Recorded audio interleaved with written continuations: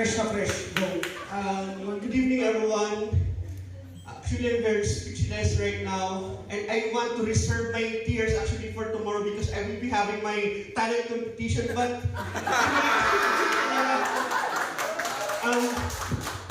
I stand before you today with a heart full of gratitude and joy as I receive this award. And to be honest, it has not been an easy journey. I faced numerous challenges and handling many clients in the Bicol region. And yet, in every struggle, I found a glimmer of positivity.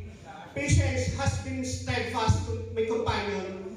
And dealing with different personalities with my clients tested me. And there were moments that tried my patience to its limit. And I realized the importance of choosing my battles wisely and understanding each client and maintaining a composure even in a challenging situation. And I turned these challenges into opportunities for growth and learning. To Sir Jackie, Sir Kevin, Sir Zahi, and to all our Chinese bosses who are here right now tonight, I want to say thank you so much, sir and ma'am. Can we give them a round of applause, please? And to Ma'am Angela, Ma'am G, Ma'am Dayan, Ma'am Shell, to Ma'am Camille also, thank you for all the support.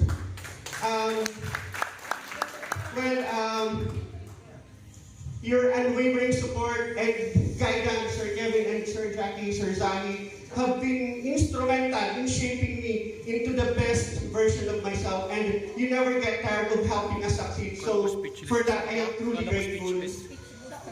And apparently some of you may ask how did I achieve this award, and it might sound cliche, but loving your job is very important.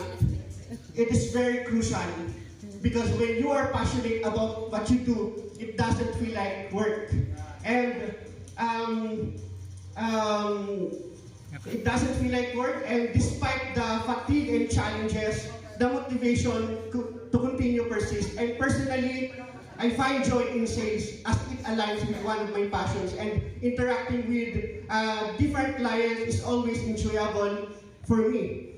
So to all my colleagues here, I would like to encourage every one of you to love your job, or at least appreciate your job. And the way to appreciate your job is to imagine yourself without a job. And when you do that, I'm sure every one of us will succeed eventually. So I would like to take this opportunity to say that I am very proud of being part of Dao Technology, and I will be forever grateful for this opportunity. And I will never ever get tired of shouting our tagline, which is Dawa #1, protektado, sigurado.